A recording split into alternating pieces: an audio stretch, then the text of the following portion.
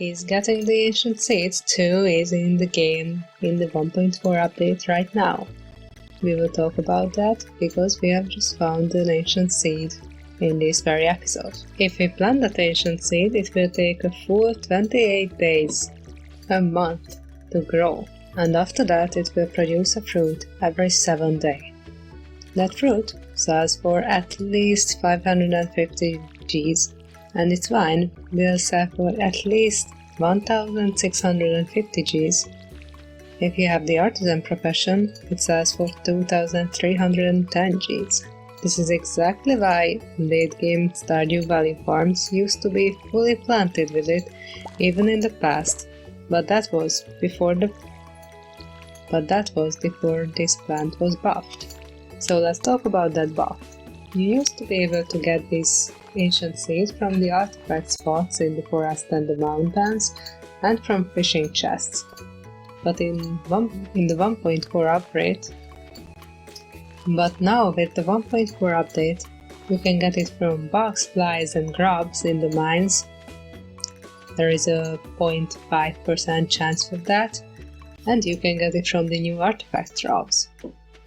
So did ancient seeds become overpowered? You can tell me your opinion in the comment section. Considering that I have already found one it's not even mid-spring, I think they pretty much are, but it's good for us because we are going to make a lot of money very soon. But before I have found the seed, I went fishing, then I visited PR shops to buy seeds, and planted said seeds in a new patch of land on my farm. I decided to go with cauliflowers. Those are a pretty good plant for making money before you have any of these special seeds like the ancient seed. Although which plant is the most profitable really depends. Depends on a lot of factors, on whether or not you are turning them into pickles or wine or something else before you sell it, or you just sell them as raw plants. It also depends on how much time do you have left in that specific month. There is a calculator for that actually. I will link to that in the description. But even with the calculator, the problem you have is in the very early game when your money is more limited than your land or your time. Because in that situation, probably cheaper plants are more profitable, or at least the only ones you can go with. And there the calculator doesn't really apply, because in this one at least, you start by giving it the amount of land you have available. But in the early game you are constantly expanding it, and it's not a fixed amount at all. And this is why I planted the crops that I have been planting before in this last play. I also got some blue jazzes from PR, because I wanted to plant some flowers in the other side of the farm as well. And since we already had tulips, I decided to go for the other flower now. Then I realized that I haven't really spent that much time clearing out the stone on my farm, so I decided to do that. And I have found the chicken statue, an item that you can take to the museum and trade it for a chicken statue decoration. So we are definitely going to do that. I also made quite a bit of money, a few hundred gold, from selling the fish I caught in the morning. The next day I've gone to the mines and made quite a bit of progress actually.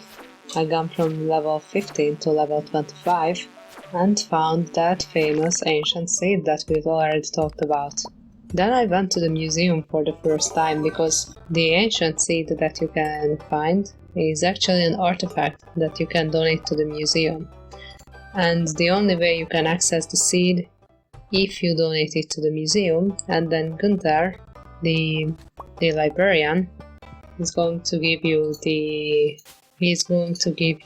both a seed that you can plant and the recipe for the seed. So if you find multiples of the artifacts, then you will be able to craft those to plantable seeds as well. If I was already there, I also donated the couple of gems I had on my hands that I have found in the mines.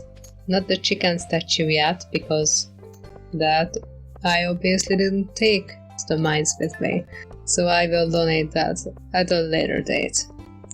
I will definitely want to donate some more items to the museum, because after you have donated 5 items, you will get 9 cauliflower seeds. And we have already discussed that that's a pretty good plant, and it's basically free money, unless you count the amount of money you would have made selling the gems.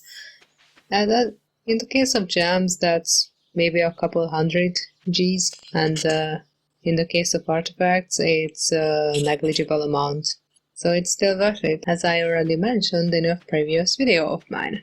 In the end, I planted the famous ancient seed, cleaned up my farm a little more, sold some stuff, including some of the geodes that I have found clearing up my farm, and made a few hundred Gs again, mostly from the geodes. In the next episode, we are going to discuss making money in the early game a little more, because the account is coming up, and we are definitely going to want to purchase things during that event. So see you next time.